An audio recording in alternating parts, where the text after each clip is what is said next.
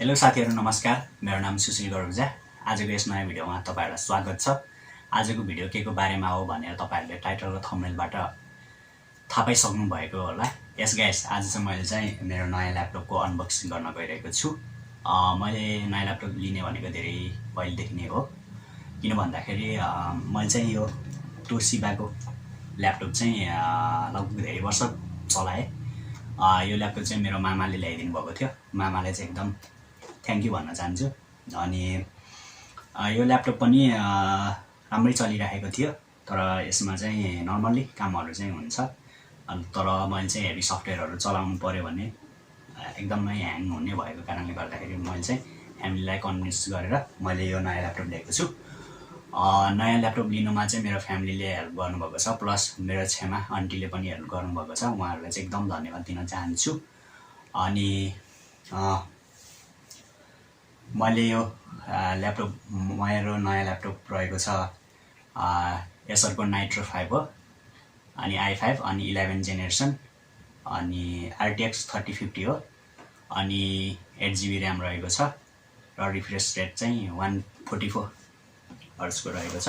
अनि यसको detail description चाहिँ मैले चाहिँ तल भिडियोको डिस्क्रिप्सनमा रहेको छ। यसको प्राइस चाहिँ तपाईहरुलाई कति लाग्यो होला, तपाईहरुले गेस गर्नु होला कति जति लाग्यो होला यसको प्राइस। लेट्स स्टार्ट अनबक्सिङ है गाइस। ल अनबक्सिङ गर्न चाहिँ मलाई चाहिँ अनबक्सिङमा यो चाहिँ पहिला चाहिँ यो चाहिँ ITTI कम्पनी काठमाडौँमा रहेको छ। यसले मलाई यो ब्याग पनि दिनुभएको छ। अनि ब्याग प्लस माउस चाहिँ माउस यहाँ तल रहेको छ। माउस चाहिँ मैले यो सानो ब्यागमा राखेको छु। तपाईहरुले म खोलेर देखाइदिन्छु। यो वायरलेस माउस पनि दिनुभएको छ। यो चाहिँ हो। अनि यो चाहिँ ल्यापटप हो। अनि यो चाहिँ मलाई चाहिँ यसको बिल पनि पठाइदिनु भनेको थिए। यो बिल रहेको छ। अनि तपाईहरुले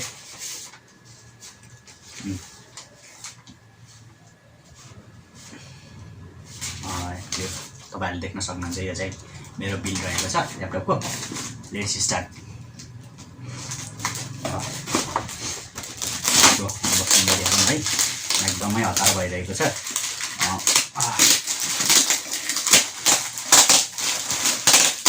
तर क्यामेरा क्वालिटी चाहिँ अलि राम्रो भएको छैन, किन भन्दाखेरि मेरो मोबाइलबाट चाहिँ खै किन यो लाइट राति भएको भएर हो कि खै राम्रो आएको छैन। सरी यसको लागि।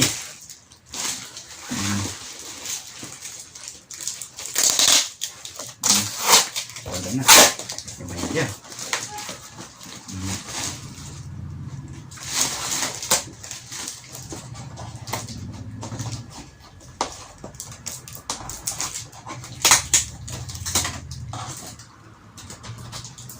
म चाहिँ यसको चाहिँ निकाल्छु।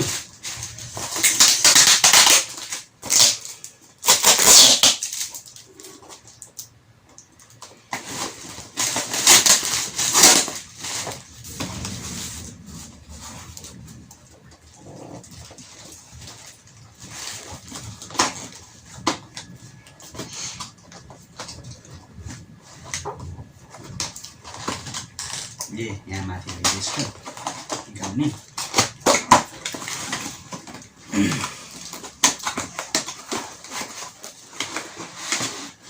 ल गाइस, यो हो हैन। यसमा के छ यो हो।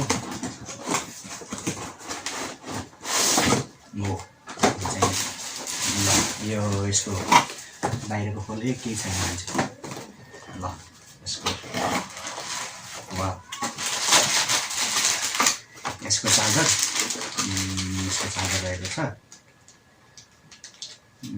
यो चाहिँ SGD को रहेछ। अपलोड गर्नको लागि यो चाहिँ केबल दिनुभएको रहेछ। त्यसको लागि पनि थ्यांक यू। अनि प्लस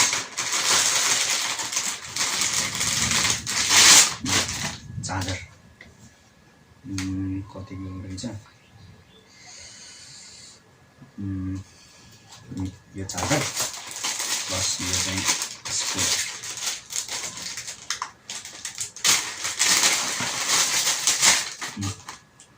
देख्न सक्नुहुन्छ यो चाहिँ चार्जरलाई चाहिँ यसलाई यहाँ जोडेर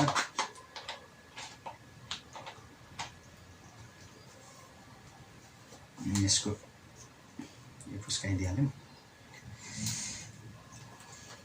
यो भयो बक्स भइहाल्यो यसलाई चाहिँ चार्ज गर्ने ठिक छ चार्ज गरेर वाउ यो नि त यो भइदियो ल निकालिहालौँ हो गाइस यही हो ल्यापटप Acer Nitro 5 है गाइस ल वाउ यहाँ तपाईले देख्न सक्नुहुन्छ यी अनि RTX को ग्राफिक्स रहेको छ A5 जेनेरेसनको यसको चाहिँ यो रहेछ ठिक छ यति नै हो गाइज अनि यसको फुल रिभ्यू चाहिँ मैले चाहिँ छिटै नै ल्याउँछु अनि यसको म चाहिँ यसलाई खोलेर हेर्छु है र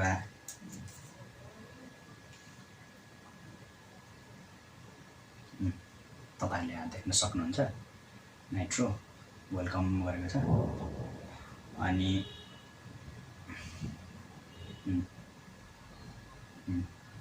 यो किबोर्ड पनि RGB हो यसमा हामीले जुन कलर सेट गरेको छ यी RGB तपाईहरुले देख्न सक्नुहुन्छ चाहिँ ठिकै छ एकदमै राम्रो लाग्यो थ्यांक यू ITTI कम्पनी काठमाडौँमा रहेको रहेछ अनि मेरो साथीहरुले चाहिँ त्यहाँ मैले पनि गुगलहरुमा सबै रिसर्च गरेर अनि किनेको किन भन्दाखेरि ल्यापटप भन्ने चाहिँ अब के रे घरिघरि किनिदैन नि त अब हामी जस्तो मिडल फ्यामिलीलाई त मिडल क्लास फ्यामिलीलाई त त्यही भएर मैले चाहिँ एकदमै बुझेर के रे किनेको अनि ठिकै छ अहिलेलाई चाहिँ राम्रै लाग्यो अनि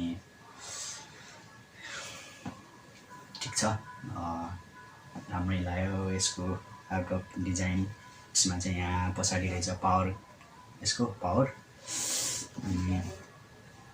यसको यहाँ चाहिँ यसको टाइप सी रहेछ अनि यसको यता चाहिँ दुईटा टाइप सी रहेको छ यहाँ चाहिँ इयरफोनको लागि हेडफोनको लागि रहेछ